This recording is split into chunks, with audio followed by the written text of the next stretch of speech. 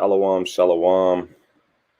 First and foremost, we give all praises, all honor, and all glory to the Most High God, Yahweh, by Hashem, Hamashiach Yahweh Shah. The title of this lesson is, Are You Ready for Passover? Passover is one of the most important feast days, if not the most important feast day or high holy day recorded in the scriptures.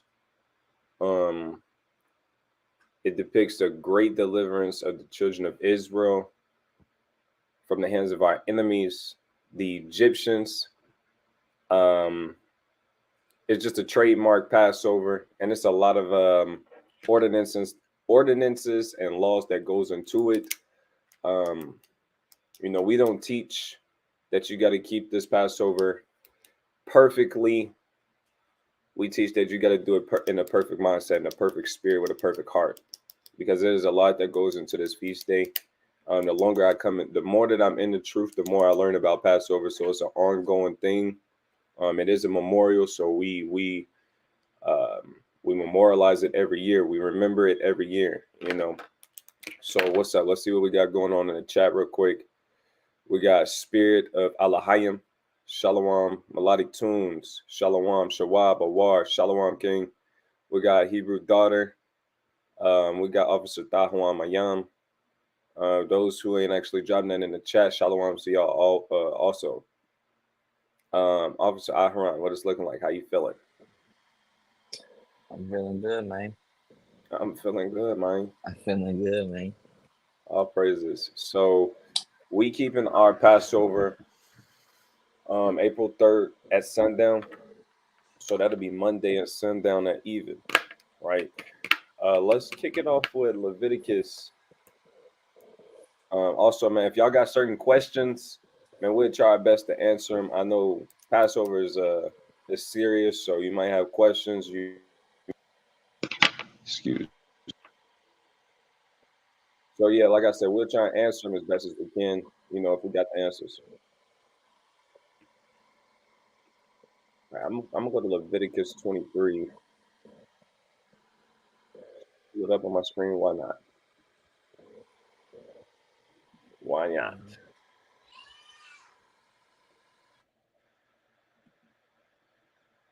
Bear with me.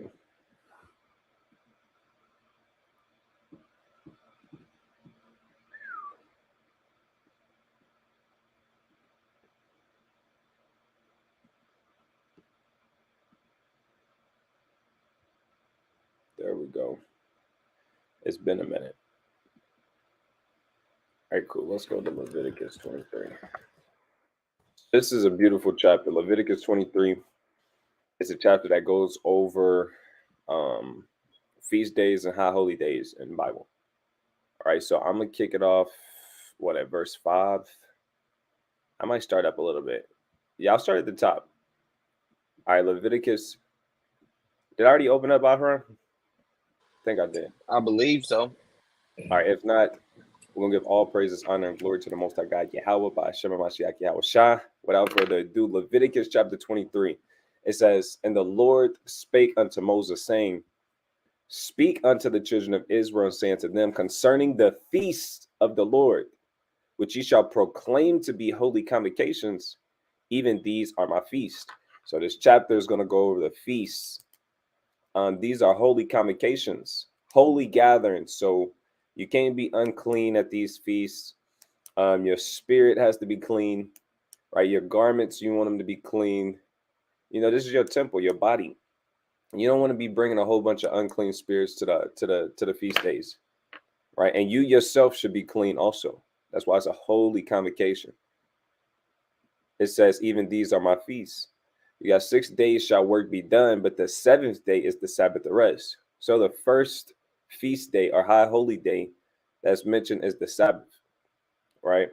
And holy convocation. You shall do no work therein. It is the Sabbath of the Lord in all your dwellings, right? It's mighty that that's the first feast they mentioned. It says, these are the feasts of the Lord, even the holy convocations, which ye proclaim in their seasons. It says, in the 14th day of the first month At even is the Lord's Passover. So on the 14th day of the first month, at even is the Lord's Passover, right? It's actually a lot of stuff we can talk about just from this verse alone. So one thing I want y'all to take note of is the first month. This is the first month of the biblical year. The first month of the biblical year is Abib. Right, let's actually go into the Strongs real quick. I want to see what it's saying. Thought those would be together. Let's see.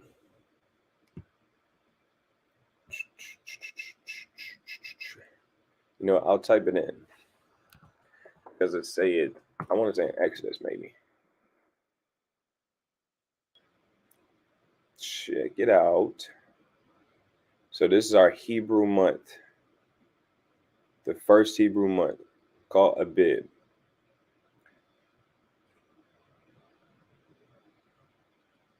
This is what I want right here. So let's get some information. It says Abib.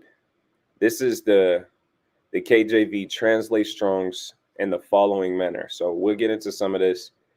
I'm gonna just jump to the outline of biblical usage. It says fresh, young, barley ears, month of ear forming or green crop of growing green, Abib, month of Exodus and Passover, usually March or April. It says the name of the month of Abib or Nisan. So look at the description of the first month of the biblical year. You got fresh, you got young, you got barley. It says the greening of crops. Right up here it says green ears of corn. And this is down here it says a young ear of grain, hence the name of Abib or Nisan, right? So it's called Abib or Nisan because this is when everything starts growing again.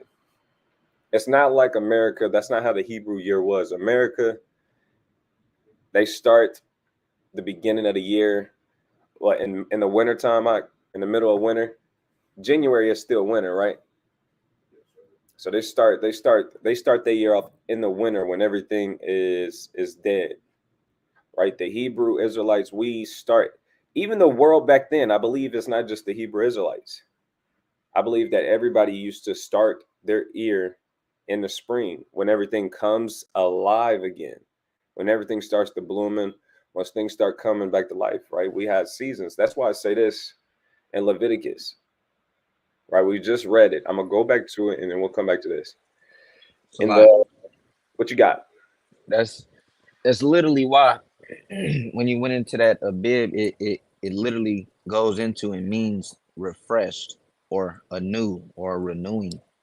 It's a renewed year. It's a refreshed year. Like you start your year with everything growing, and then you go through all the seasons. You get to the dead season. All right, cool. When shit start growing again, it's a new year. I mean, it only makes sense if we weren't living in this modern time, and if we weren't living according to the, I believe, the Greek calendar or whatever it's called, right? Then that's how we would go about it. Well, okay, stuff is starting to come to life again. This must be a new year. If we didn't have none of this, if we didn't have no Bible, if we didn't have calendars, we'd be like, oh, okay, this must be a new year. The cold is gone, winter is gone. You know, it's a refreshed season. But so like, I just want to add that. One of the things about winter is to make it through winter. That's the end of the year. Because look, when the year starts, it's time for you to start planting seeds. It's time to go to work. It's time to start planting your seeds, breaking up the fallow ground, because that's what it's about. That's the kind of people we were. We were farmers. We dealt with livestock. We dealt with plants and fruits and vineyards. That's how we maintained ourselves. So you got to make sure you plant the right seeds at the right kind of time.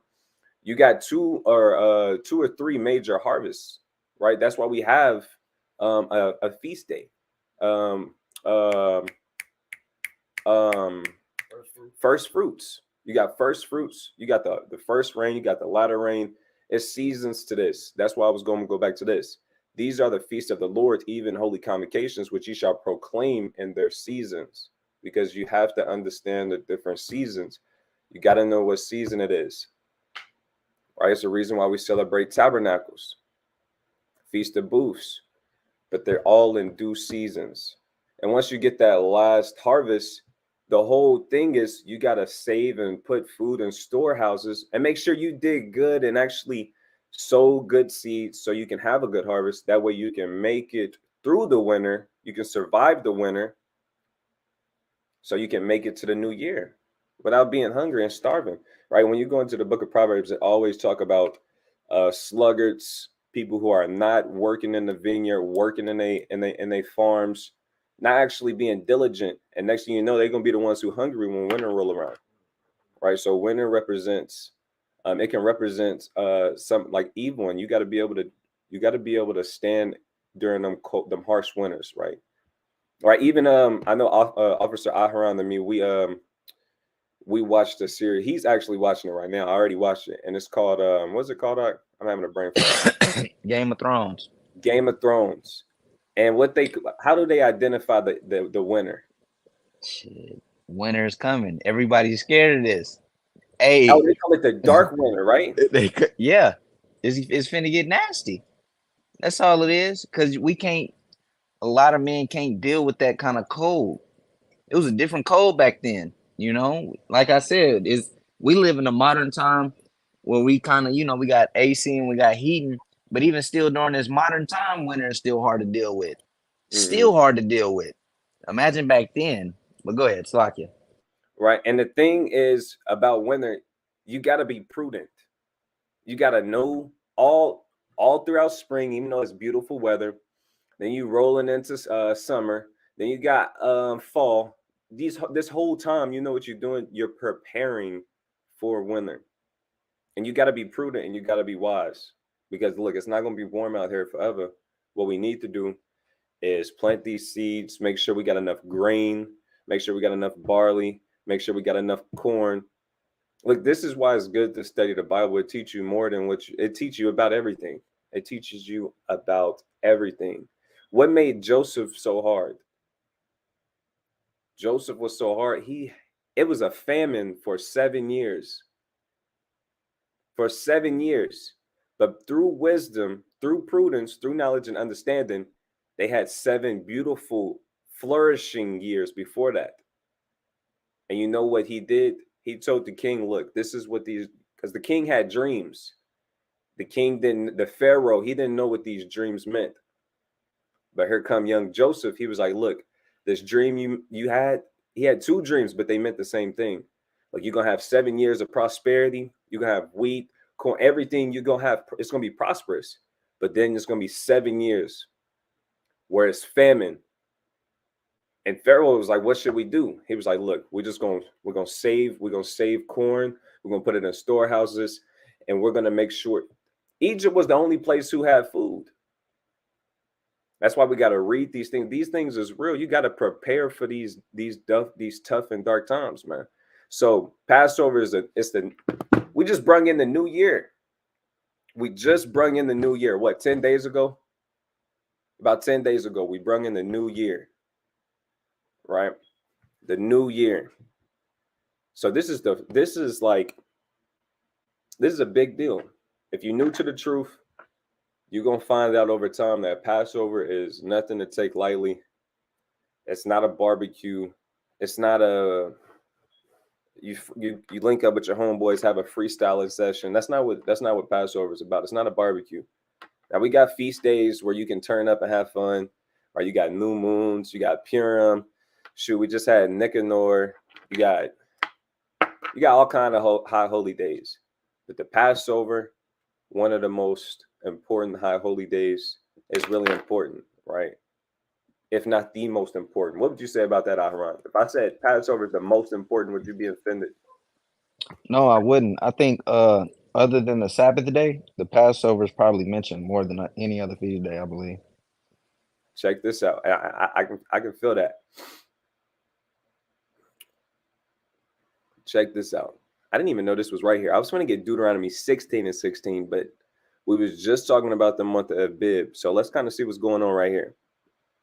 It says, observe. So I'm at Deuteronomy 16 and 1. Observe the month of Abib and keep the Passover unto the Lord thy God.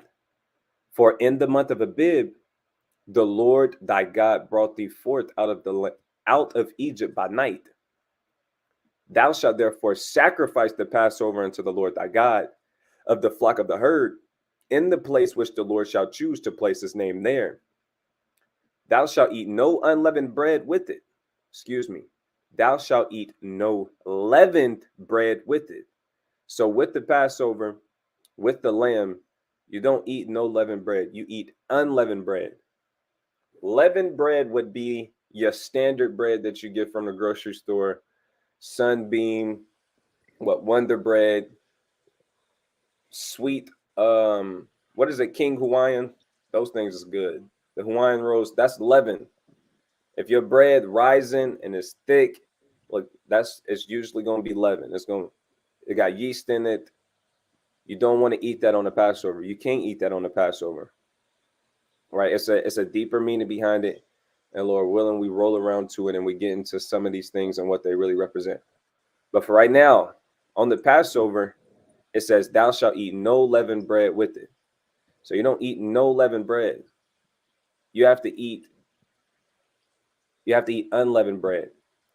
If you don't know anything about unleavened bread, look, I'm gonna pull it up real quick and I'm gonna get you a picture.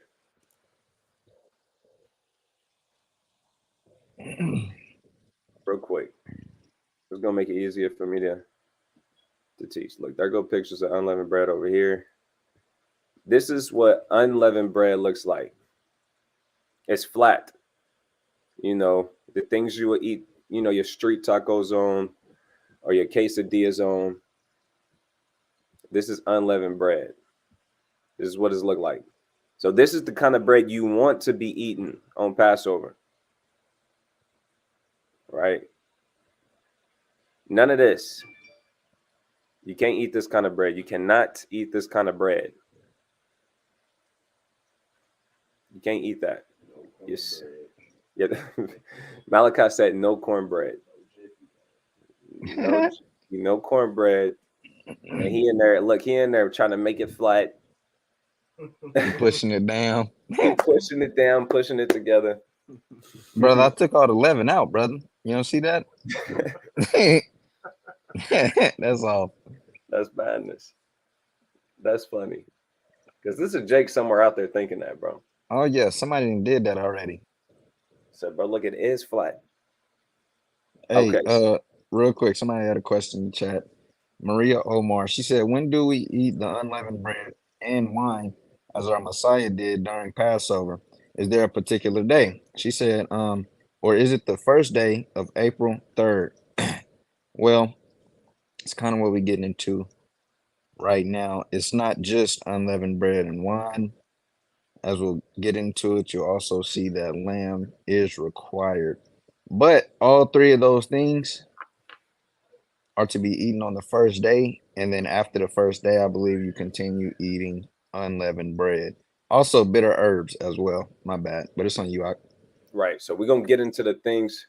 So to answer you plainly, you do that on the first day, right? On all of the days, you must eat unleavened bread on all of the days. So we're going to get into it more in depth on the Passover, how many days it is, the things you have to do on the first day, you know, the things you have to do throughout all the days, and then what you have to do on the last day. Like I said, it's a lot of ordinances. So it's a lot of things that go into the Passover. Things have multiple meanings, you know, spiritual meanings. So this is not the kind of lesson that it isn't just a one stop. If we was to break down every single thing about the Passover in one sitting, it would take 8 hours. It would take a whole day. So what we're going to do is kind of give an overview, touch on main points, and Lord willing, maybe we can do another lesson and we can go over some of the fun stuff and some of the stuff in Wisdom of Solomon. I don't know, because there's just so much material to go over. So we're gonna try and get the main basics of the Passover, and then, you know, we'll get into some of the fun stuff, you know, later or another time. That's kind of what I'm thinking. You got a precept? What you got? All right, bring it out. The book of Exodus, chapter 12, and verse 6. Speak this direction so the mic can pick it up. Exodus 12 and verse 6. And ye shall keep it up until the 14th day of the same month. And the whole assembly of the congregation of Israel shall kill it in the evening. And they shall take of the blood and strike it on the two side posts and the upper doorpost of the houses, wherein they shall eat it. And they shall eat the flesh in that night, roast with fire and unleavened bread, and with bitter herbs shall they eat it. So just pointing out that it's in that same night that you eat the unleavened bread and the lamb. I got you. See what I'm saying? I got you. I'm gonna help you get it. I'm gonna help you because there's a lot that goes into that. What you just read. You started at verse 6, right? Yes, sir. It says, "And ye shall keep it until the." You know, we got to start up, bro, because we got to get all of it. So Yeah, it's so much. It's so much, right? Like the whole Exodus 12, this whole chapter goes over the Passover. Right? This whole chapter goes over the Passover. I mean, if you just start from Exodus chapter 1, even that is leading up to this point, to the Passover, right? You got all of the plagues that happened in Egypt. You got 10 plagues. You got the frogs. You got the water turning into blood. You got the locust, right? You got the dying of the firstborn sons. You got complete darkness. Like you got all kind of plagues, and it's all leading up to this so that Pharaoh will let our people go. You just got to know the story. So for us, we got a heavy task to try and get y'all to understanding the key points of the Passover, right? So that's why we come in this kind of spirit. Are you going to do everything to T exactly on your first Passover, on your second Passover, on your third Passover? Probably not. But we are going to try and get you these key points, the things you need to know, the spirit you should be moving in.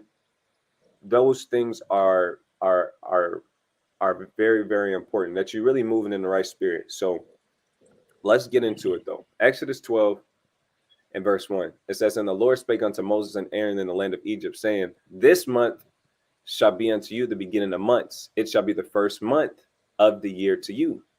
And we know what that is. Abib, when everything starts to spring forth, starts to bud, starts to grow, starts to turn green. Beautifully said.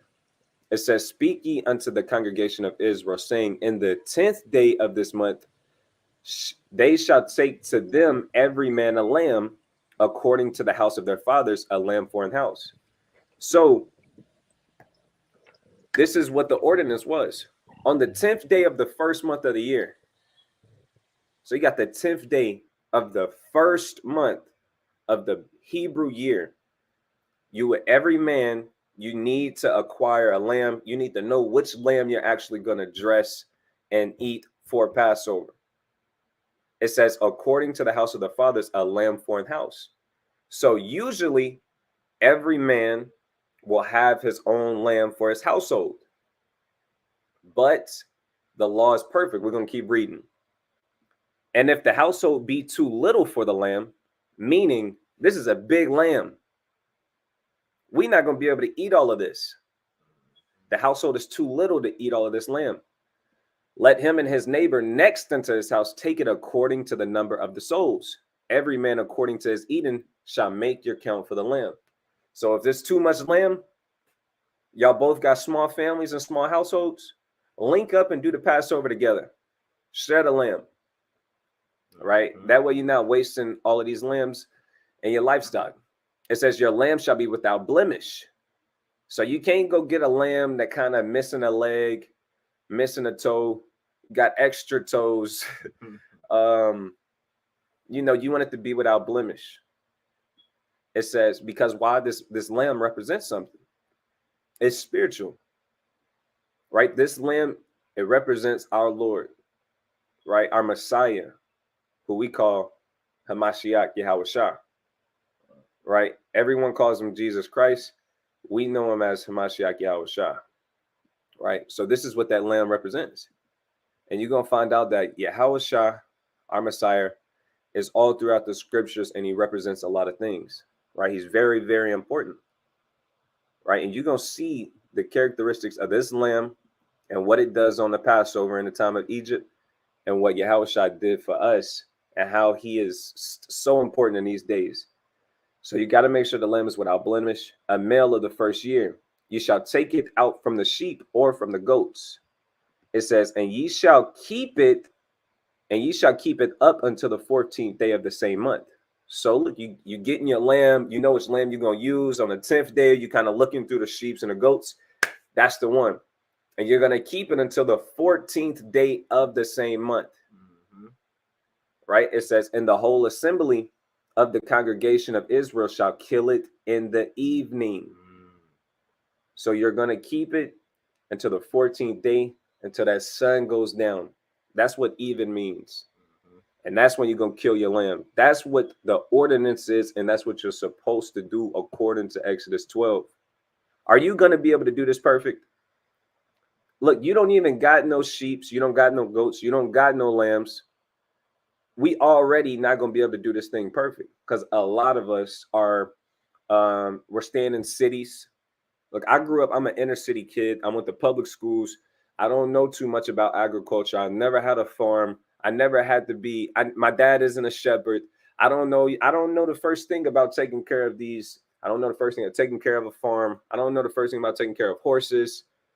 I don't know. I wasn't taught that.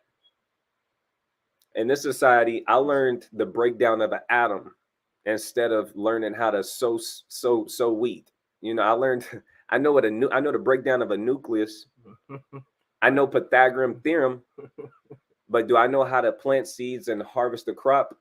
No, I kind of, I'm an inner city kid. So I can't do this perfect. I don't have these things, right? We don't have these things. We don't have mules. We don't have 40 acres. We don't have nothing that. We don't even got our own land. So to be able to get the lamb on the 10th day, bring it out, and on the 14th day at even, kill the lamb, I'm not able to do that perfectly. That's why it's so important to get the real understanding of Passover. It's important. It's important, right? Ahran, you got anything? Just something real quick. The Most High God he always gives us something on a base level. Like he always shows us how something works. That way we understand it, and then he'll reveal to us what it really means. Like an example, a sacrifice back in the day, or at least a sin offering sacrifice, would pertain to repentance, right? That's a physical example of repentance, right? But we know repentance is much more deeper than just offering up a sacrifice, right? We know it's much more deeper than just giving up this lamb. It's kind of the same thing with Passover. He's showing us how all this stuff works on a base level, because right now he's not breaking down a lot of stuff. He's just saying, look, get the lamb, you eat the lamb, you do that. Because back in the time of Egypt, it's not a lot of space and it's not a lot of time for breakdowns. I'm gonna be honest. Moses and Aaron running throughout Egypt, they going back and forth to and fro. Pharaoh, they dealing with plagues. It's damn darkness in the night. They dealing with all this. So Moses kind of went to the people, look, grab you a lamb, do this. After you get the lamb, get you some bread, do this. After that, do this. And then they just kind of moving. It's not a lot of space for breakdowns. The breakdowns come through later. The spiritual meanings and the deeper things come through at a later date, right? But it's back on you. Right. So one thing about even, I want to make this clear, so I'll grab another preset. Let me get another blue letter Bible cracking. Because this is a fundamental that you need to understand the scriptures and to understand Passover. I'm going to grab this. Let's go back to Leviticus 23. Right, it's something important in there real quick I want to grab. Let's go to Leviticus 23. Mind you, this is the chapter that goes over all the feast days. This is the chapter that goes over all the feast days. Now, something specific in here that I want to show y'all. I'm thinking I'm going to start at... I'm going to just get to the point. I'm going to try and make it quick because we got a lot of ground to cover. We got a long ways to go in a short time to get there, as they would say. So Leviticus 23 and 32. Just listen and try and understand this real quick. It says, "It shall be unto you a Sabbath of rest, and ye shall afflict your souls in the 9th day of the month at even. From even unto even shall you celebrate your Sabbath." So this particular Sabbath is going over this, the Day of Atonement. And that's a high holy day where you fast for a complete day. You have to fast for a complete day. So here in Babylon, they teach you that a complete day is from 12 a.m. from midnight to midnight. That's what a complete day is here in Babylon. From midnight to midnight. That's when a day changes. 11:59, once it hit 12, you got 11:59 p.m. Once it hit 12, a new day starts. Because now it's a.m. Now it's the morning in the middle of the night. See, it's hard for me to even break that down because it actually is confusing. But that's not what a real day is according to the scriptures. According to the scriptures, it's from even unto even. What does even look like? I'm going to show you. Even to even. Let's see what Google gives us. Even to even. Just want a picture. This ain't it, brother. Let's see what even looks like. They giving me some math.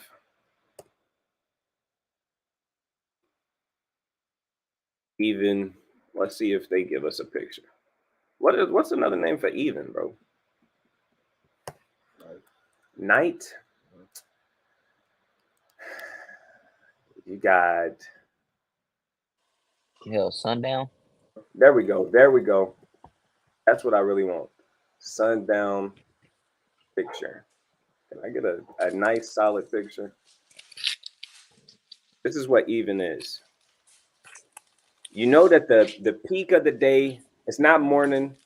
It's not the peak of the day because that's noon. That's when the sun is right above your head. Sundown is even. It's right. It's even. It's right in between night and day. It's right in between the nighttime and the daytime. That's how I like to think of it. At even. The sun is down. It'll be like this. The sun down. And it can even be darker than this. But it's still even. It's in between the night, complete night, and complete daytime where the sun is up and it's bright. This is even. This is even. This is the transition between night and day, or I should say day and night. That's even. This is a complete day. This is when a day ends right there. The sun goes down, night hit the scene. So this is why the scriptures say this. Let's go back to it. So this is the Day of Atonement. You atone for your sins, you repent, you fast for a whole complete day. So guess what? It says in the 9th day of the month at even. That's when you would start. Then it says from even unto even shall you celebrate your Sabbath, and that's your Day of Atonement. You would start it at even. You won't eat. You would pray. You would fast. You would read your scriptures. You'll focus on how you got to do better. You examine yourself. You repenting all the way. Look, the sun go down. It's nighttime. The sun come up. You got you know, it's noon, it's high day, that's the hottest time of the day at noon. Then the sun starts to fall, it starts to go down, then it gets back to even. That's a complete day, from even unto even. And it's very key to understand that with the scriptures. That is a day. That's where the day starts, that's where it ends, from even unto even. Right, now that we got that understood, we can go back to Exodus. Go back to Exodus, because it mentions certain things. I'm gonna show y'all this. We read over it. Maybe we didn't. Where did we stop at? We was at Exodus 12 and 5. We read 5. I think we had 6. We read 6. I'm gonna read 6 again. Exodus 12 and 6. It says, and ye shall keep it up until the 14th day of the same month. And the whole assembly of the congregation of Israel shall kill it in the evening. So it's a reason why we would take that lamb and we would kill it at evening. You would kill it at even, because boom, that's the start of the 15th day, right? It was the 14th day, but at evening, we're in the 15th day. Now we're at even, it's the 15th day. Understand that. So that's when you actually start your Passover. So we're going to start ours. The 15th day is going to be April 3rd at sundown. So April 4th is the first day of the Passover. So anyways, Exodus 12 and 7. And they shall take up the blood. And the blood is very serious. If you read Exodus, then you understand the importance of this blood. It says, and they shall take of the blood and strike it on the two side posts of the upper. It says on the two side posts and on the upper doorpost of the houses wherein they shall eat it. So the blood of this lamb, you got to put it on your doorpost. The two sides, your front door, outside. You put it on the sides, then you'll put it on the top. And it's a reason for that. If you read the book of Exodus, then you already know. If not, I'll give you a quick black background of why. The reason why you have to do this is because the Most High God was sending plagues on Egypt. One of the plagues, the last plague, look, I'm gonna go kill all of the firstborn of the Egyptians. I'm gonna go through every house in Egypt and kill every single firstborn son. But I'm not going to go inside of the house if they have blood on the posts of their doors. That lets me know that it's the children of Israel and they have the blood of the lamb to protect them and their households. And that is equivalent to the blood of Hamashiach. That is in representation of the blood of Hamashiach. Because through Christ's death, through Yahushua's death and his blood, we protected. We're protected, right? That's a quick overview of how important this blood is and what it represents. It says, Salakia. Go ahead. Ricky Johnson says, I'm in a hotel. Is there an alternative? Question mark. Can you ask that again or a certain way? I don't understand your question, if you want to be honest. Yeah, alternative to what? Exactly. But nowadays we know and we understand that we don't have blood or lamb's blood and put it on the doorpost. And this is why in the New Testament Christ speaks on wine being his blood, right? That's in another time. Ricky Johnson said putting blood on the door.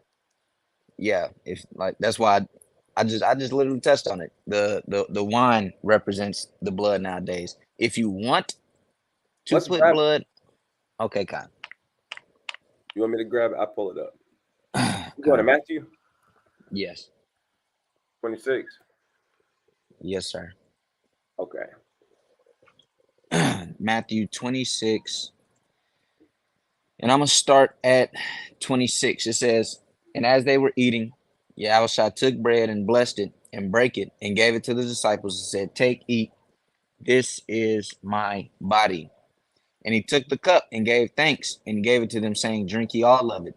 For this is my blood of the New Testament, which is shed thanks, Lakia, which is shed for many for the remission of sins. We obviously know that Christ didn't stab himself and he let himself leak out into the cup. We know that that's unlawful, right? That's why he offended many when he told people, drink of my blood. They thought he was insane. They didn't understand what he was talking about. He's talking about the wine that represents the lamb's blood, which is shed on the doorpost, which Christ is the lamb, Let right? me grab a And his precept for that. kind, go ahead. Okay, kind. Right, but because we Salakia. you got it out. Earlier, like I was saying, if you want to put lamb's blood on your doorpost, that's perfectly fine. There's no sin in that. I'm not gonna say nothing against you. If you want to put, I've seen people put red paint. Babe, can you get the baby? I've seen people put red paint on the doorpost. I've seen people put red ribbon on the doorpost. All is fine. As long as you keep it according to what to the law and to what Christ spoke on about the wine, the unleavened bread, bitter herbs, the lamb. Everything else is cool. But go ahead.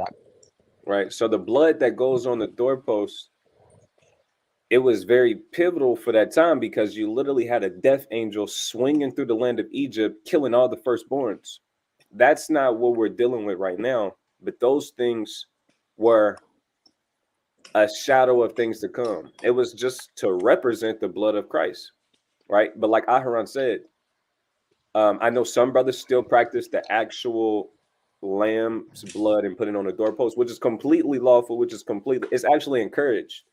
But we know in the times that we're living in, it's not always feasible.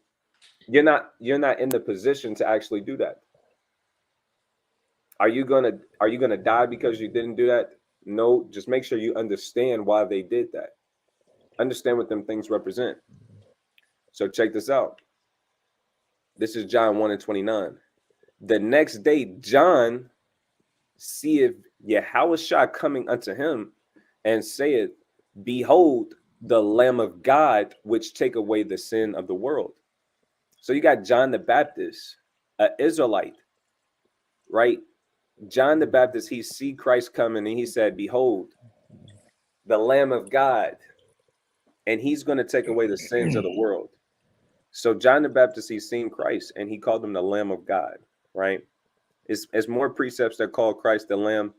But like I said, we got a long way and a short time to get there. So we kind of giving you the overview, things that you probably heard last year, but you got to hear them again so you can get your mind prepared for this Passover. So we at Exodus 12:8. Did you have anything, Aaron? No, sir. Okay, Khan. It says, and they shall eat the flesh in that night, roast with fire. So do not bake your lamb. Don't bake it. Don't fry it. You want to roast it with the fire. Put it over some fire. Bring the grill out. Do whatever you got to do. Because what they actually did, they had the whole lamb. They would put the whole lamb and they would roast the whole lamb. That's what you're supposed to do. But we know brothers don't just got the means. Brothers don't just got lamb. The average Jake, the average Israelite, he don't have a whole lamb. Right? So you're going to do what you can do. So what you can do is buy you some lamb, buy you a leg, right? Even a leg of lamb costs, where I'm at, it costs us like $80 for one leg of a lamb. Right? So whatever you can do, as long as you're doing it with a sincere spirit and you're trying to serve the Most High God as best as you can, right? Put it over an open fire. It says, so they had, I'm going to read this again. And they shall eat the flesh in that night, roast with fire and unleavened bread. So you got to have your unleavened bread, and with bitter herbs, they shall eat it. So you want to make sure you got your unleavened bread, make sure you got your bitter herbs. Now, if y'all don't know any bitter herbs, I got you. We're going to get you a few bitter herbs. Check it out. Right, we got some easy stuff. Let's see.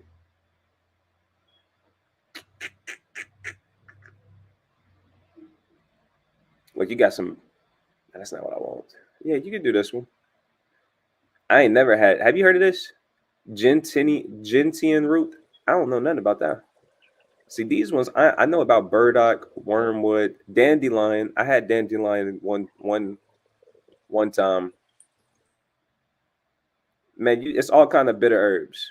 But your bitter herbs are not supposed to be good, right? It's supposed to be bitter, right? It's supposed to be bitter. I want to see some. What did we eat last year? Do you remember? No, sir. But I do know easiest easiest herb to come by is dandelion. If you step out in your front yard, you're more than likely growing dandelion right now. I had noticed that I was growing dandelion in my yard not too long ago. But that's the easiest herb to come by for free. But go ahead. Wait. I want to get you a list. Man, there's so many different bitter herbs. I don't even know where to start. But that's a good one. All right, you got peppermint. I forgot. Dahwam said he was going to bring a herb. It's bitter too. But I can't remember what he said. It's supposed to be tough to take down because the bitter herbs is supposed to represent the affliction. Let me see if I can grab y'all a precept on that. What, Exodus 1.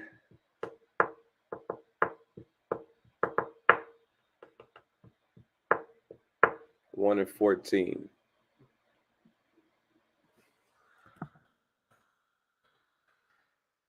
Let's see what the chat got, because they probably dropped a whole bunch of bitter herbs. Rosemary, there we go. You got horseradish, parsley. Yep. Con. I know y'all brothers got some more. Drop some more bitter herbs so the brothers and sisters can get an idea.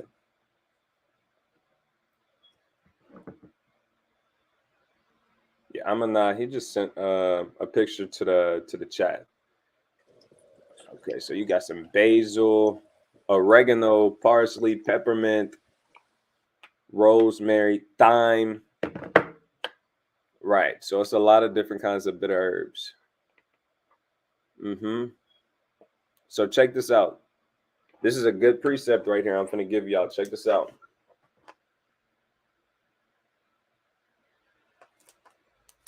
So Exodus 1 and 14.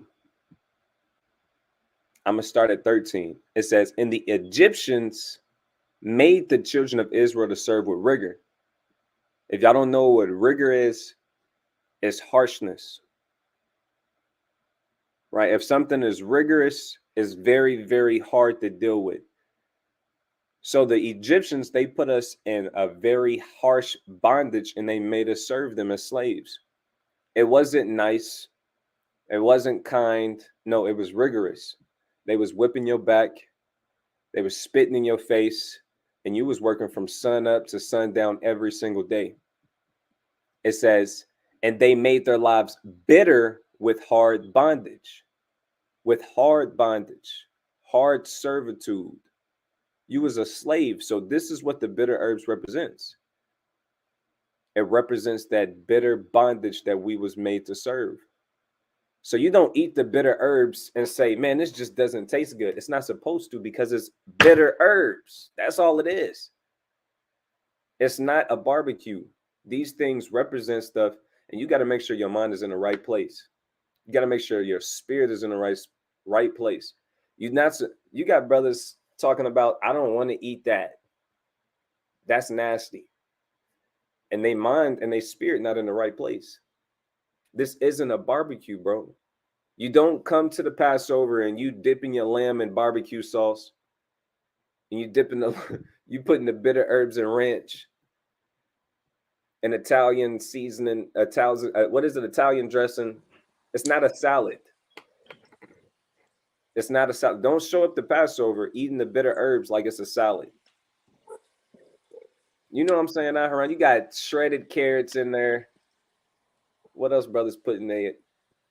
Brothers in there trying to make a 5-course meal. That's trying not to get down with macaroni. This is not a barbecue. We're gonna keep saying this. We're gonna keep saying this, and we're gonna keep saying this. It's not a barbecue, it's serious. You don't show up with a Shasta. You don't show up and you handing out Shastas. It's the Right. Passover. I heard the Passover party was over here. You know, If a bro. brother say that, Salakia. I'm gonna spaz out. He said I was spaz out. Bro ain't supposed to be here, but learning about since I've been learning about herbs and stuff a lot. Well, of course, everybody knows this that herbs are medicinal and they help, but majority of your herbs don't taste good. I'm gonna just say that a lot of herbs don't taste good, especially the bitter ones. They are for medicinal purposes, though. The same way captivity is. Captivity suck, but it's for our betterment. It's like a butt whooping, you know. Butt whooping suck. You disobeyed your father. You got to take this butt whooping. But in the future, you look back and be like, I'm glad he whooped me. I'm glad I went through this. I'm glad I went through that because if I would have just keep going on the same path that I was going on, I'd have been a monster, right? Ain't no telling. Same way captivity is, same way herbs are. All of this stuff, it just doesn't feel good. It doesn't taste good. But at the end of the day, it is for our betterment. But that's all I had. Exactly. Exactly. That is beautifully put. So I'm gonna read this verse, and then we can get back to Exodus 12. It says, "And they made their lives bitter with hard bondage, in mortar and in brick, and in all manner of service in the field. All their service wherein they made them serve was with rigor." So all of the things that they made us do, it was always with rigor. And that's what these bitter herbs represent. Right. So don't go get the most tastiest herbs that you can find. You go get some bitter herbs so you can get in the right mind space. Brother, Last year, show it with lavender. some cute lavender, and he like, "Here, these are good." No, no, no. Look, man, get you some bitter herbs. It's the least you could do, right? You have so many other days and opportunities to eat what you want to eat and make it taste good, and you putting Lowry's on it and garlic salt and onion powder. Look, today, on the Lord's Passover, we not coming like that. Man, we got a new month, a new moon every single month. You got 4 Shabbats in every month. Bro, it's only for one night. You got tabernacles, you got Purim, you got so many high holy days. Do this one like this, right? Eat the bitter herbs, okay? And last year, I remember, they was tough. They was bitter. But you know what? All of the brothers did it, and we enjoyed every bit of it because that's what it's about. So it says, eat not of it raw, nor sodden at all with water. So don't eat of the Passover raw. You don't eat the lamb and it's uncooked. And when it says nor sodden at all with water, I believe that's just going into don't boil the lamb. That's all. Don't. If a nigga showed up with boiled lamb, you kind of off from the begin with. Like, bro, what you boiling lamb for, dog? That's weird. Go ahead. You're trying to make a goulash with the lamb. Brother, show up with lamb stew. That's off. That's not it at all, bro. That's not it. I would actually get out of the spirit. You show up with boiled lamb. It says, but roast with fire his head with his legs and with the pertinence thereof. So this is how you're supposed to roast a lamb. His head with his legs and with the pertinence thereof. The pertinence is the insides, the inward parts, the guts. You're supposed to roast all of it. Do we have the means to do that? No, we don't. I wish, Lord willing, we get to a point, right, where we can do that. And it's going to be beautiful. And it's going to be lovely. It's going to be glorious. But we're not at that level. We're not in that position. We don't have the means to do that. And the Lord understands that we serve him in spirit and in truth. That's what you got. You got John 4? Yeah, bring that up. Hey, so Go ahead. Salakia, real quick. That just made me think of something. But let him grab his precept real quick, and I'm gonna try to remember what I got. Go ahead. Okay, real quick, bring it up. This is the book of John, chapter 4, and verse 24. It says, God is a spirit, and they that worship him must worship him in spirit and in truth. In what? In spirit and in truth. One more time. In spirit and in truth. So this is how we're supposed to serve Yahweh. In spirit and in truth. So don't show up to the Passover with a terrible spirit on you. You're not working on none of your problems. This is Aharon. You said something important. You said you don't wait till Passover to try and get your spirit right. You should be trying to get your spirit right every day, all day, every day. You're examining your spirit, you want to make sure you write well before Passover. But if it just so happens to be a circumstance that's unsettled that you didn't deal with, now is the time to deal with it before this Passover. That makes sense? Yes, sir. Should make sense. All right, what's your point, Ira? Con, I got two real quick because I want to answer one of the brother's questions.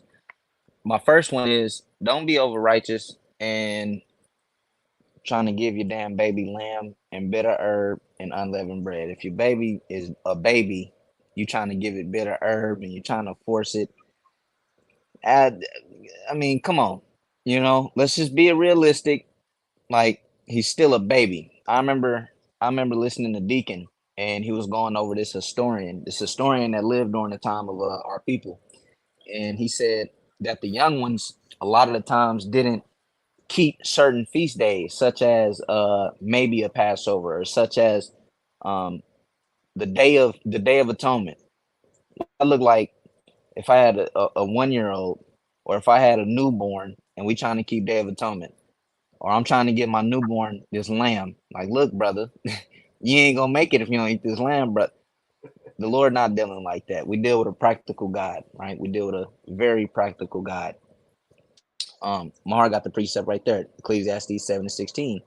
Be not righteous over much, neither make thyself over wise. Why shouldest thou destroy thyself? You'll end up destroying yourself doing too much, right? Just doing too much. One thing this brother asked, not brother, my bad. Maria Omar said, and no seasoning on the meat either, right? My first question would be, can you show me that precept? Because I hear it a lot, but I don't think I came past that precept. Mar, do you know where that precept at? Where it says that you cannot season the lamb? Yes, sir. I don't know that precept. I just know I got the, what would you say? What people usually do in the nation. Like, the breakdown is, we usually don't season a lamb because it's not a barbecue. I'm gonna give y'all a little bit of backstory. So I'm Officer Mahar. I love talking to people, especially people who are not from the United States, right? I pick their head a lot. And it happened to be somebody who was from like South Africa. And she was telling me about the lamb, the meat over there, the goats, the sheep, all of those different things. She said those things over there, you didn't even have to season them. The meat over here, you get it from the market, you got to doctor them things up for it to even taste like anything. As if you just cook that thing, you just cook it, it's not going to be pleasing, it's not going to be appeasing, it's not going to be tasteful. So you have to doctor it up, and you got to put all of these different seasons on there. But over there, it's not like that. It got a beautiful taste. That's what she said. And that brings me to my next point. We have a salt covenant with the Most High God, where we would put salt on our meats and on our offerings, right? Melodic tunes. He said Leviticus 2:13. Exactly. I believe that is the exact precept that I was thinking about. And you know what? Let's grab it real quick. Con, I'm holding it because I was definitely going to get into that. Okay, Con, bring it out there. Con, Leviticus 2:13, it says, "In every oblation of thy meat offering shalt thou season with salt.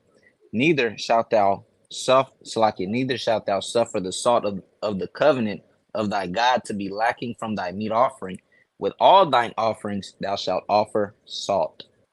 So it says, with all thine offerings thou shalt offer salt. And whenever we keep reading in the Passover would be considered an offering, I believe. But it's on you.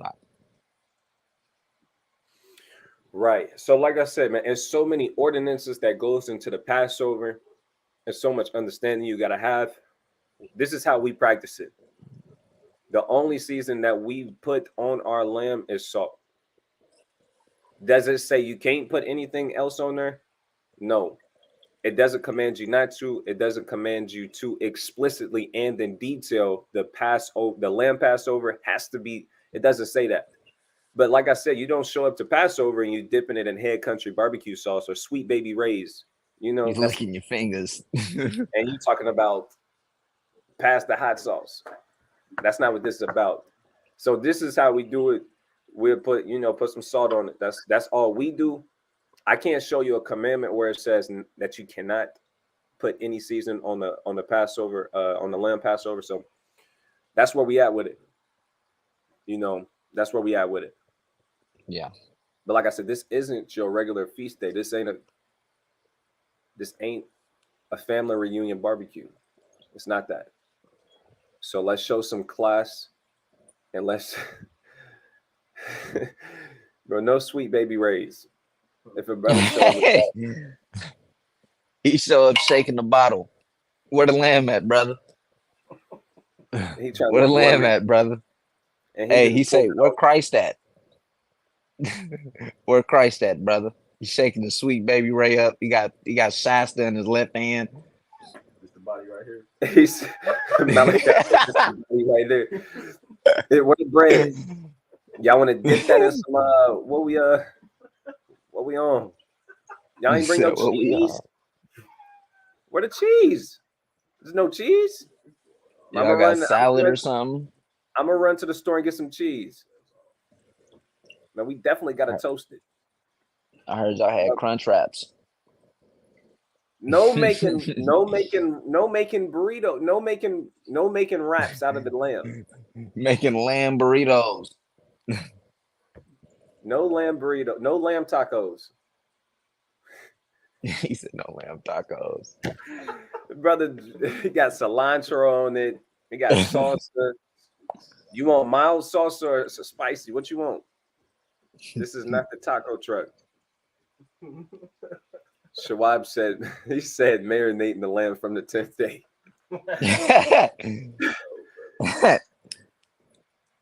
Right? Look what the brother said. He said, eat standing with your staff in your hand at the ready. Right?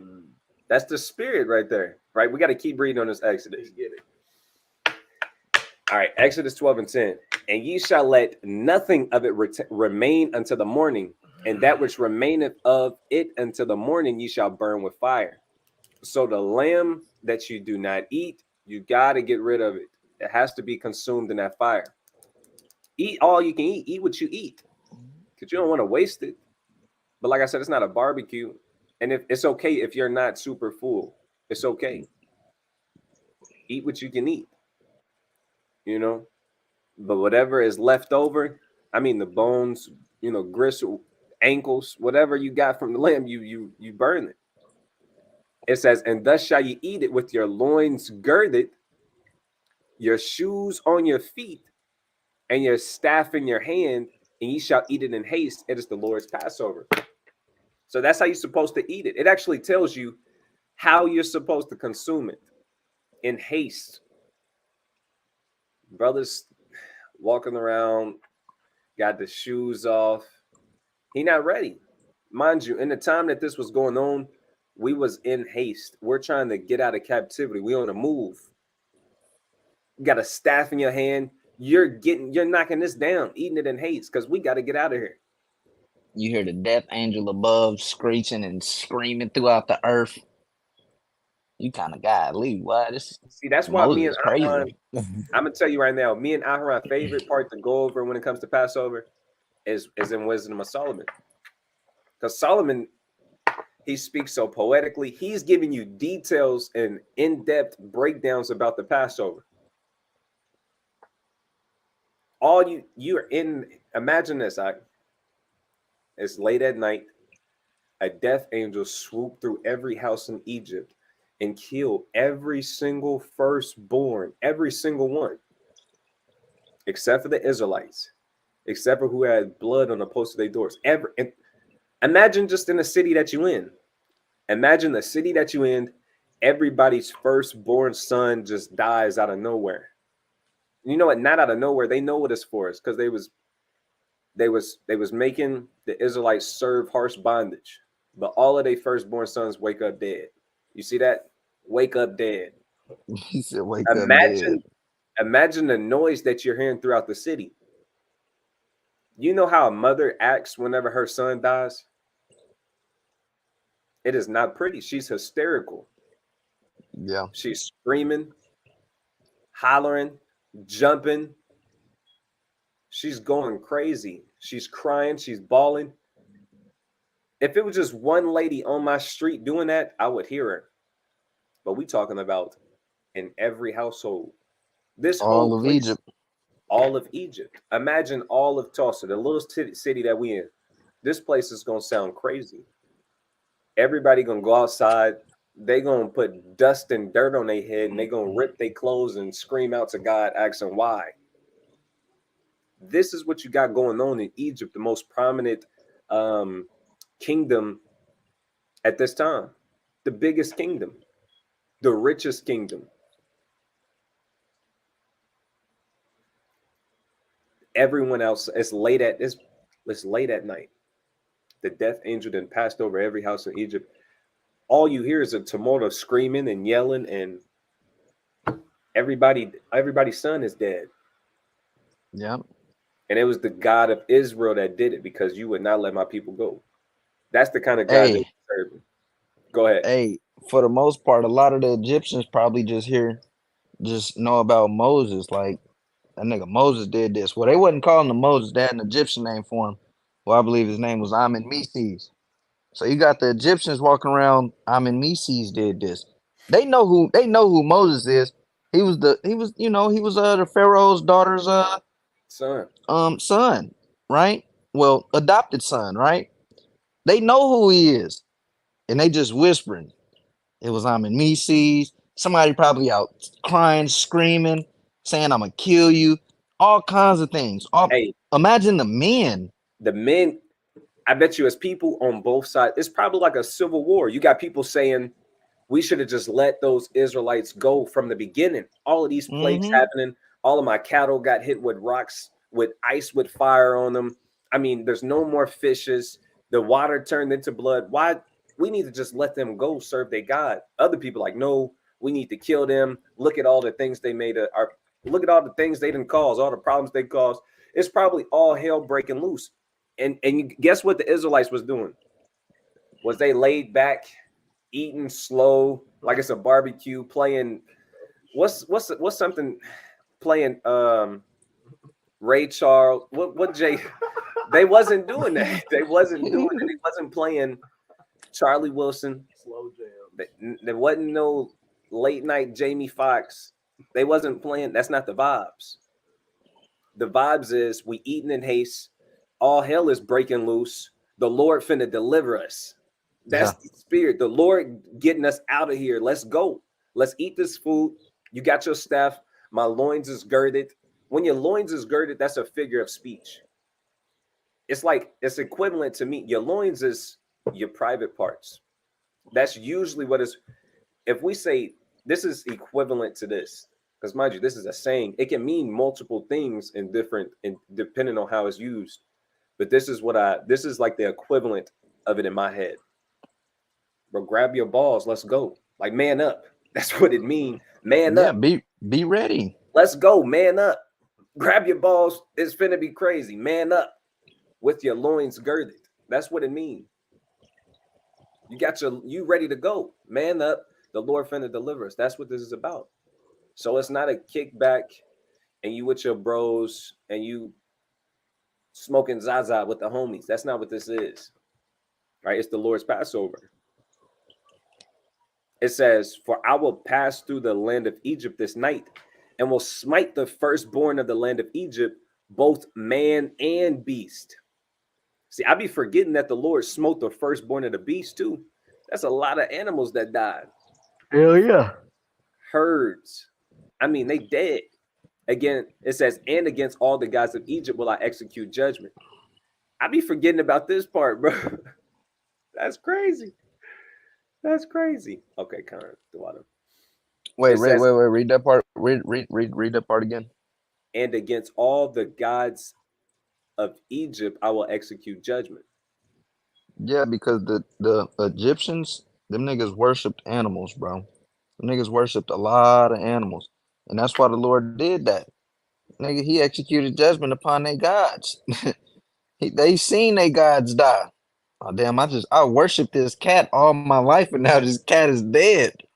What's going on? You know, the Most High And God they was handling business, bro. Go ahead. and it's Aharon, touch on that the gods of the nations and stuff when they go to war. Can you touch on that? Oh yeah, kind. It's basically like this. Say I'm gonna make a complete just scenario. Say Mahar had a city and a town somewhere far off, and say I had a city and a town somewhere far off. Say Mahar's god was named like let's see. Ooh, I got one. Let's get one off Smite. Say Mahar's god was Kumbhakarna, right? And say mine was Zonq. If Mahar defeats me and my people, then Mahar and his people will chant that they defeated Zonq, that they defeated my God. That's how they got down. The people back in the day were spiritual. They understood these things. If you go to war, that most likely means that your God is fighting for you. So if you and your God take down this people, that means y'all took down their God too. That's exactly what that means. And you'll see examples of this sometimes in the scriptures. When our people will be pleading to the Most High God, and they'll be like, what would the heathen round about us say? Or how would they look at you, oh God? Like, you can destroy them easily. Then you got people going around the town speaking how they destroyed the God of Israel because they defeated us, not knowing how our God works. Our God handed us over. That's how our God worked. Whenever we were in disobedience, he handed us over. But say we took down the Greeks. We out there screaming, we took down Zeus. Yeah. The Yeah. man you call the God of gods, we took down Zeus. We took down Zeus. Yeah. He's nothing compared to our God. As a matter of fact, he's nothing compared to King David. Imagine that. Yeah. Zeus is nothing compared to King David. The man you worship is nothing compared to our king. Yeah. That's the kind of smack people was talking back then. People were so much more devout and faithful to their gods back then than they were today. Today it's kind of light to speak on a God and how much you no. Back then these niggas was willing to die behind their God. Didn't matter. Back today, in today's time, people will kill you or go to war with you if you call them the B word. Yeah. That's how it was if you said something about their God. That's how it was. You said, what? You said Zeus ain't the God? Who is this man? I'm finna send you to him right now. What land do ye come from? Right. It's finna be that. Right. It's actually in our law. Before we make war, the priest will come out and he'll speak courageously, and we always made a prayer before we went to war. Yeah. Yeah. Because that's what it is. It says, and the blood shall be to you for a token upon the houses where ye are. And when I see the blood, I will pass over you, and the plague shall not be upon you to destroy you when I smite the land of Egypt. Right. So I kind of already spoke on that. It says, so now we get into the Feast of Unleavened Bread, right? Which is the same thing, but the first day is known as the Passover. We really just call the whole feast day, we call it the Passover, because the Lord passed over the Israelites' homes because of the blood of the lamb. Right? But it's not just one day, right? It's a 7-day long feast. Right? Let's keep reading. I'm at verse 14. And this day shall be unto you for a memorial, and ye shall keep it a feast to the Lord throughout your generations. You shall keep it a feast by ordinance forever. Watch this. 7 days shall you eat unleavened bread. Even the first day you shall put away leaven out of your houses. For whosoever eateth leavened bread from the first day until the 7th day, that soul shall be cut off from Israel. So you got to take the leaven out of your homes. It's leaven and all kinds of stuff, right? It's leaven and stuff that you would not even expect. I heard a brother, Amanat gave me a list of leaven, things that might have leaven in it, and one of them said water. So it's tough. Do your due diligence, but like we said earlier, Ecclesiastes 7:16, you don't want to be over righteous. Do what you can do though. Right? The main things that got leaven in it, make sure you're getting out of it. You're doing your due diligence. I know one of the things that caught me off guard one year was toothpaste. Some of these toothpaste got like baking soda in there. Get you some different toothpaste. Try and do your best. Do your best. Right? It says, and then the first day there shall be an holy convocation, and then the 7th day there shall be an holy convocation to you. No manner of work shall be done in them, save that which every man must eat. That only may be done of you. So on the first day, it's a holy convocation. You're not supposed to do any work. You're not supposed to go work your job on the first day or the last day, because those days are holy convocations. Right? It says, so the first day would be April 3rd at sundown, and the last day would be, I got it on my board. The last day is going to be, what is that? The 9th. The 9th. If I can see from back here, my eyes is bad. So those are going to be your holy convocations. So I believe the 8th day at sundown, that'll be the last day. Salakia, we got a couple questions. Extreme Okay. Scale Performance RC says, can I get a breakdown of what the burning bush was that contained the Holy Spirit that Moses was inspired to go back to Egypt by? I just want to know what y'all camp gives as an explanation if possible. Two stories I want you to go read. I think is 2nd Ezra chapter 13, or it might be 14. Let me check. I'm going to check that for you. You said something? Okay, it's 14. It's 14. Read the story of 2nd Ezra chapter 14, and then also read Acts chapter 6 and Acts chapter 6 and Acts chapter 7. And you should be able to come up with a conclusion by then. From my understanding, it's going into an angel for sure. Who is that angel? Some would say Christ, some would say Uriel. I gave you those two stories to read for yourself. Me personally, I'm leaning towards it was Christ. Ricky Johnson, anyone have any anyone have a unleavened option I can get from a store? I was thinking tortillas, but I'm not sure. From what I know, tortillas are okay. Stuff you make burritos with. From what I know, tortillas are all right. You can even look up, you can Google unleavened bread, and like Mahar just did, it popped up a bunch of unleavened bread. Some brands sell unleavened bread. You can get that. Aisha Howard of 4IE said eggs, ? Not sure about. I keep seeing stuff about eggs. What's up with eggs? I mean, so eggs, a lot of times people, when it comes to eggs itself, is not a leavening agent, but whenever you making certain breads, like I know whenever you making like brownies or cakes, you would use bread and you would use a leavening agent. Like basically people are kind of on the fence about it, but eggs is just eggs. It's not an actual leavening agent.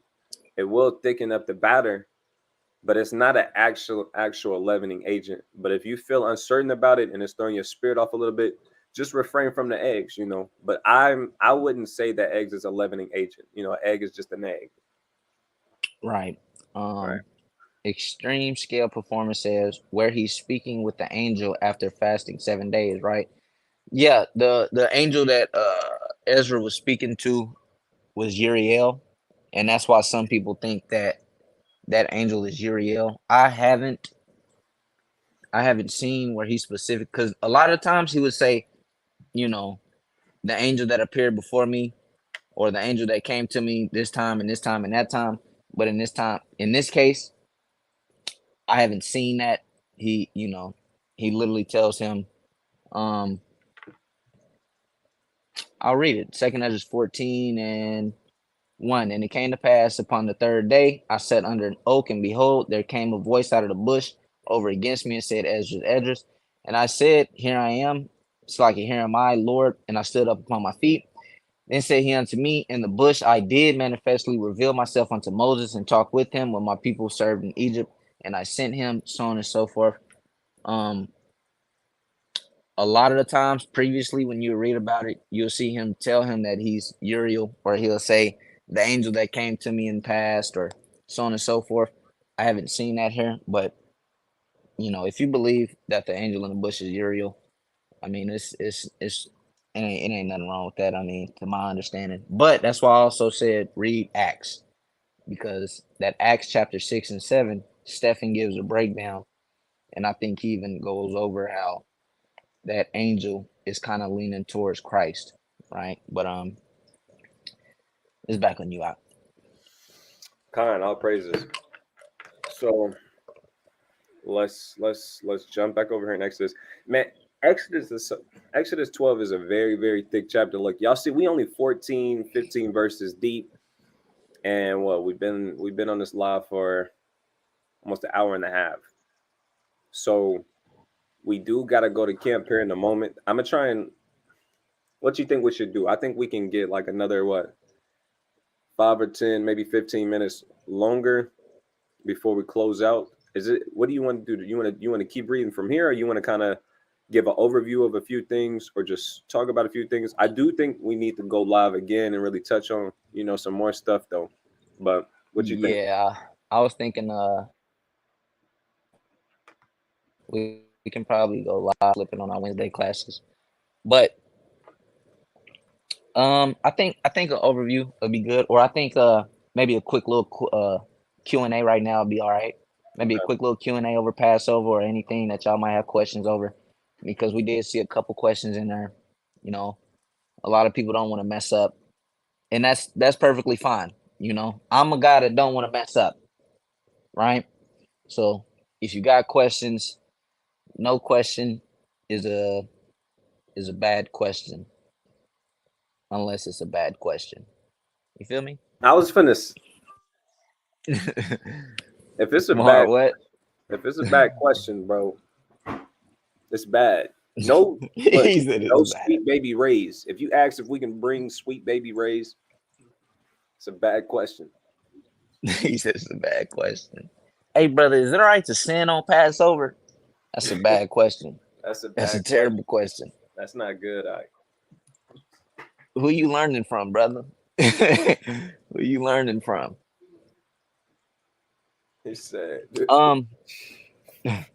Extreme Scale said I was more wanting to know if y'all had a breakdown of what the specific bush was, not so much who the spirit was. I believe the spirit was Yahushua personally. Anyway, I appreciate y'all, brothers. Okay, so that kind of question confuses me. You said you was want to know more specific what the bush was and not the spirit. The breakdown is it appeared as a bush. It appeared as a bush on fire. I don't have a more detailed breakdown than that. That's what the scriptures say. So that's all I got, Shawab Iwar. When it comes to getting clean, do you have to soak in a bath, or does a shower work? From my understanding, the shower works. When you're talking about clean, you got to go to the cleanliness laws, right? If you're dealing with, let's say, what is it? If you say a man and a woman lay down together, you would be unclean. What do you have to do? You have to go get in the water, bathe, shower, whatever means is okay for you. You has to be water though, dealing with that. And sundown, you will be clean according to the law. But being unclean doesn't make you in sin. There are Unless you, some hey, uncleanlinesses unless that you, are sin. unless you show up to Go Passover ahead. unclean. Now it's sin, brother. Right. There are some uncleanly laws that are sin, like eating pork. If you eat pork, you'll be unclean, and that's a sin, right? But I for the got you. most part, being Let me grab. unclean within itself is not a sin. Go ahead. There we go. Being unclean in itself is not a sin. What you do after that, it can be a sin. Now check this out. So this is the actual scripture that Aharon just dealt with. This is the scripture on it. Leviticus 15 and 16. It says, and if any man's seed of copulation go out from him, so the seed of copulation is semen, it says, then he shall wash all his flesh in water and be unclean until the even. And every garment and every skin whereon the seed of copulation shall be washed with water and be unclean until the evening. So for the man right here, as it just says, you shall wash your flesh in water. So I think either one would be fine for the most part. It don't necessarily say you got to soak in a bath or in the river. It just said you got to wash your flesh in water, Exactly. right? But yeah, that's a pretty detailed question. But look, this is what the scriptures say: just wash yourself in water. What else we got? Yes, sir. Um, Dang, this brother used to stay in Broken Arrow. yeah, that's crazy. Where you stay at now, brother, if I may ask? Just you don't got to give me a city. You can give me a state or something. Brother, give me the address. He said, brother, give me that address. I'm joking. See, I didn't come into the truth until I was 36. Better late than never. Con. It's all good. We all gonna receive that same penny, Lord willing.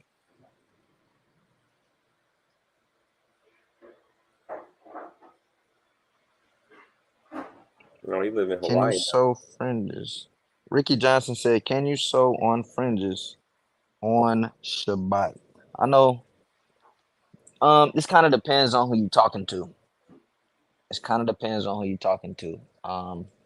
When it comes to tassels, I allow my wife to make tassels.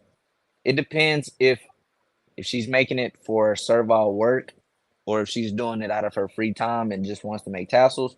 I'll let her make tassels. If she's doing it out of servile work or If she's she's doing trying to it, get paid, exactly. then I won't allow it. If she's doing it because she got an order coming in for, somebody and she got to ship it off to them, that's unacceptable. But let's say we like having fringes or, tassels so we can give to a brother who is without fringes when we, holding camp. You see how it's a whole different bark because it's lawful to do good on the Sabbath. But if you're just trying to make money, look, you got to do that. Look, you got to do your work the 6 working days. That's where the understanding come in. And I think a lot of brothers would agree with that. The Shawab said, ever since I read about them sticks, I just stay in the bed all day. Yeah, he said he stay in the bed all day. He don't be trying to risk it. Look, man, we serve a practical God. I mean, our forefathers, they would show up to the synagogue every Sabbath. That's in a New Testament. I mean, you can go inquire of the prophets on the Sabbath, right? Let me show you that. New moon or Sabbath. It's in Kings, 1st to 2nd Kings. I'm gonna grab it for you. Watch this. Nah, man, that ain't it. Let's see. Let's try First Kings. Oops. No.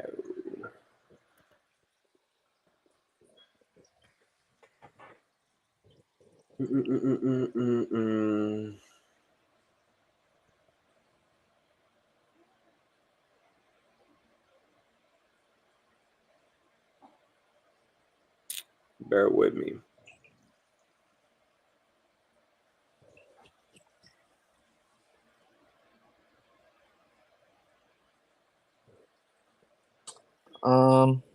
Yeah, this is what I was looking for. What you got? I was thinking of something. Some A said. I'll speak on it here in a second. Go ahead. All right, this is 2 Kings 4:22. And she called unto her husband and said, send me, I pray thee, one of the young men and one of the asses, that I may run unto the man of God and come again. So she's asking her husband to go see the prophet. I believe it was Elijah. Okay, Elisha. She needs to get in touch with the man of God. Watch what her husband said, because this right here is the point. And he said, wherefore wilt thou go to him today? It is neither new moon nor Sabbath. And she said, it shall be well. So the husband replied, you want to go to the man of God? Why would you go to him today? It's not the new moon and it's not the Sabbath. So the understanding behind this is you would go see the prophet or the man of God on the Sabbath or on the new moon when you got questions. Right? So it's okay, bro, to, go see the prophets or, go to the camps, visit the brothers who are doing the work, or, link up with brothers and talk about the scriptures on the Sabbath day. All right, those things are very acceptable. I know when I first came into the truth, me, Aharon, every Sabbath without fail, like for what, a year, bro? Maybe even longer than a year.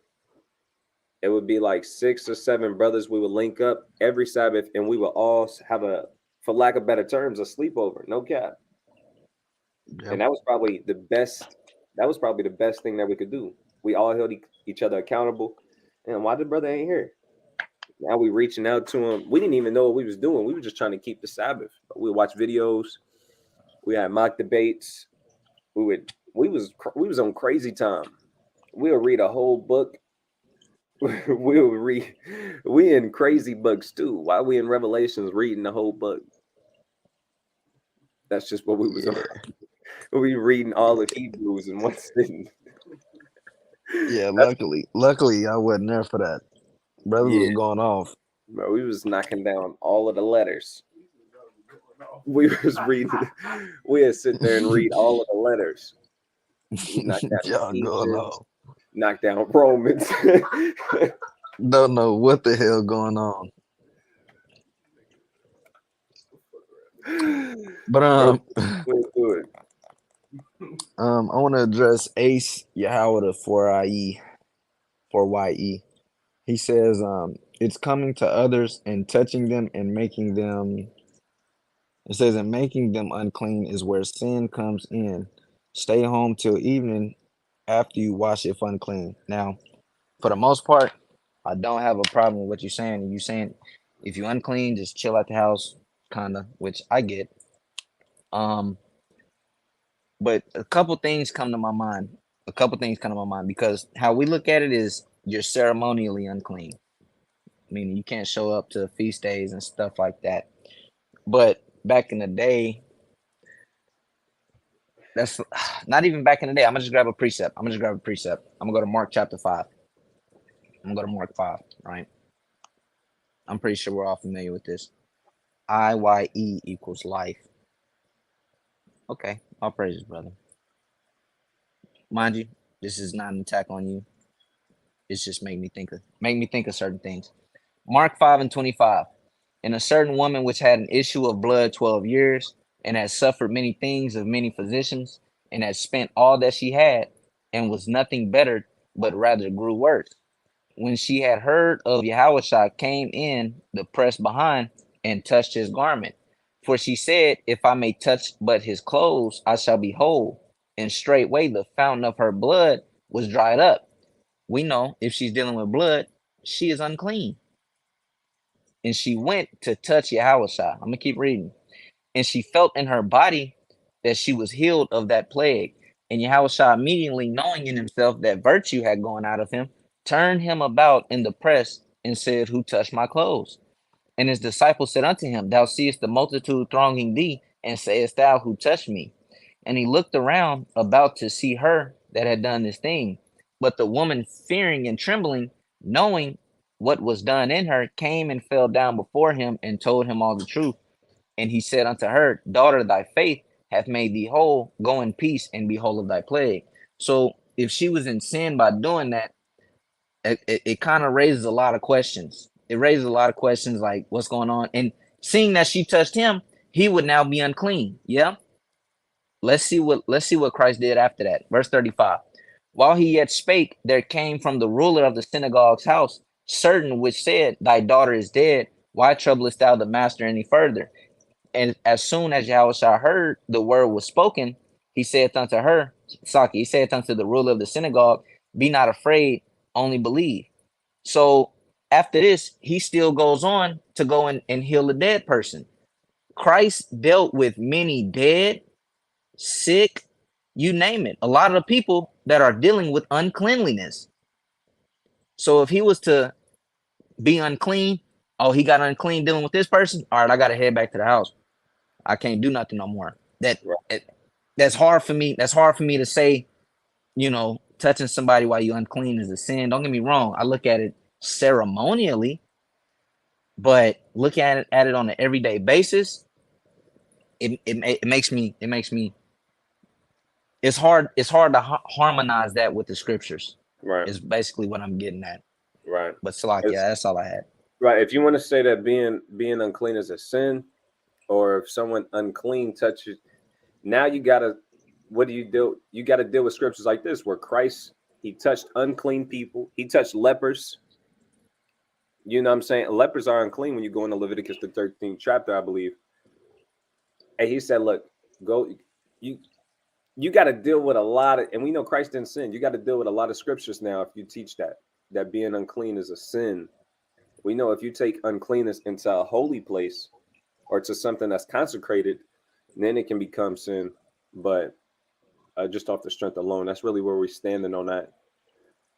We stand on that first throne. Ace Yahweh said, is there any witness of anyone unclean touching others other than Christ? Yes, I'm gonna go to 1 Kings chapter 17. 1 Kings 17. Hey, address this point. I'm gonna address extreme, and then we're gonna close up. Okay, Khan. 1 Kings 17 and verse 17. It says, and it came to pass after these things that the son of the woman, the mistress of the house, fell sick, and his sickness was sore, that there was no breath left in him. This boy had died. Verse 18. And she said unto Elijah, what have I to do with thee, O thou man of God? Art thou come unto me to call my sin to remembrance to slay my son? And he said unto her, give me thy son.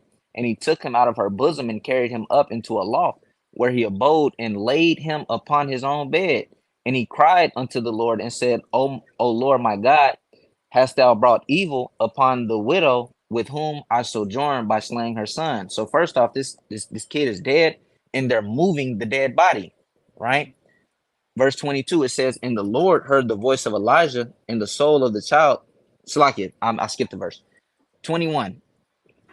And he stretched himself upon the child 3 times and cried unto the Lord and said, O Lord, my God, I pray thee, let this child's soul come into him again. So Elijah stretched himself over him, touching the dead child's body. The only times I see touching someone unclean or touching someone dead and being unclean is wrong or unlawful, like I said, ceremonially. And if you are, I believe, a priest, I'm not 100% sure on that, but I know for a fact if you're a Nazarite, as a Nazarite, you cannot do such things. But go ahead. Khan, Hey Ace, yeah, how are the this is a decent point, and I encourage you to go read Leviticus chapter 5. Check that out sometime this Sabbath, bro. Check that out sometime this Sabbath, because it is some laws that go into this, but for the sake of time, we're not gonna read through it and go over it. Um, we got another question. Could I take a wife that's not a virgin and convert her to the truth? I say it'd be better for you to, try and get her to come into the truth before you take her as your wife. That's when she actually be born again. But if if you're in a situation where you already with the woman, then that's the best case scenario. Try and convert her to the truth. But you don't want to go out there and just take a wife who's not in the truth and then try and convert her to the truth. Trust me on that. Trust me on that. That's not the play. One, she's not even born again. She didn't repent for her sins. She didn't do none of that. So that I'm gonna say this: one of the most stickiest things to give understanding on is marriage. Marriage and divorce and the laws that go hand in hand with those things. Of course, we got Hamashiach, but there's certain things that you don't want to do. So, because so many marriage counselings, it's just they're so different and diverse, and you got certain law. It gets sticky, and every situation is different. But I'm going to tell you this: do not do that. This is not wise at all. This is not wise at all. Don't go take a wife. It's not the wisest thing out there. Like, go get a wife who can get down with the get down. That's the wisest thing to do, bro. Like I said, we could talk about this in depth, but I'll say this: it's not a sin if you do, from what I know. It's times in the scriptures like Deuteronomy 21 where we would take a woman, say we killed they whole city, all their towns, all of their villages. You could take those women and you could take them to your home. She'll go through A purification process. the purification process. And look, whether she agree or disagree, look, she could still be your wife. So, but like I'm saying, we living in a certain time period. That's not the smoothest move. That's not the best move for you. But is it just upfront a sin? I can't say that. I couldn't say that. But going back to extreme, he said, don't want to muddy up your live stream. Just curious if y'all open to build or at least discuss a couple tough subjects. Sorry for all the comments. I'll chill. LOL. You good, King? And yeah, bro, we'll definitely be open to that. You should hit our email. Or you can find me on Facebook at Maharaka. And you can add me. Just try and get in contact with me, or Instagram, Mahar_Raka. And you can get at me or hit our email. If you hit our email, that'll probably be the best. My brother will reach out to you, and yeah, we could go from there. But yeah, I'm definitely down for that, bro. Definitely down for that. All right, Aharon, you got your precepts? Yes, sir. Oh, I don't got them, but I know where they at. You know what I'm saying? This is 1 Corinthians chapter 15 in verse 58. It says, therefore, my beloved brethren, be ye steadfast, unmovable, always abounding in the work of the Lord, for as much as you know that your labors is not vain in the Lord. You always want to be abounding in the work of the Lord. The work of the Lord it's not solely, because a lot of people conflate it. It's not solely just teaching. It's not solely just going on the highways and byways. It's not just solely that. The work of the Lord is encompassed in a lot of things, right? It's encompassed of how you treat your wife. It's encompassed of how you treat your husband. It's encompassed of how you walk in wisdom. It's encompassed with how you treat your brother. All of these things are the work of the Lord. Galatians 6:9, and let us not be weary in well-doing, for in due season we shall reap if we faint not. Do not be weary in well-doing, because It's easy to do the wrong stuff. It's easy to do the bad stuff, but it's hard to do what's right. That's why nobody want to do it. It's hard to do what's right. And you can find yourself being weary in doing right. But the scripts say, don't be weary in it. For in due season you shall reap if we faint not. Right? So it's on you. Khan, beautifully said. Don't get tired of doing the right thing and doing well doing, right? Doing the right thing. Don't get tired of it. What's going on in the chat? He said, your home is earth and Jerusalem. You are houseless. I'm going to bring this out because I don't understand that. All right, what I deal with that some other time. You get what he's saying, Aaron? That just threw me off. All Can right, you hear anyway, me? I can hear you now. Can you hear me? Yeah, can you hear Bro, you know I don't get what he's saying, bro. me? He said, your home is earth. You know I don't get that. Jerusalem. You are houseless. All right. We're going to deal with that some other time because I'm curious to know what you was talking about. Anyways, the last precept we usually bring out is Sirach chapter 43 and 30. It says, when you glorify the Lord, exalt him as much as you can, for even yet will he far exceed. And when you exalt him, put forth all your strength and be not weary, because you can never go far enough. Come on, man. So you always want to go above and beyond for the Most High God. You can never do too much for the Most High God. You can never thank him enough. You can never glorify him enough. So you can never go far enough, period. And you know, man, if you're around certain people where you can't glorify the Most High God or say the Wada Yahweh, you know, you're in the wrong kind of circle. You got to change your friends. You got to change your fan. Look, man, you got to put righteous people in your circle and remove unrighteous people out of your circle sometimes, because that's the price that you got to pay when you come into the truth. You know, it's not nothing personal. It's just business. That's part of the truth, right? But you can do nothing against the truth before the truth, and that's what makes us free. The truth, right? Free from bondage, free from these spiritual shackles, free from actual shackles. This is what I tell you. Wisdom and stability going to be wisdom and knowledge is going to be the stability of your times, right? So we got to start moving with wisdom. We got to start really applying the scriptures and not just reading about them. These are forefathers. These isn't just some fairy tale or stories. This is us. This is our people, right? Oh, he said he's replying to Shaul. Okay. Well, man, y'all know, man, we wrapping it up. We're finna go ahead and get ready for camp. And we really hope that this lesson was somewhat helpful for some of the brothers. In some way, it was edifying. You trying to get my attention when you did that? Okay, kind of.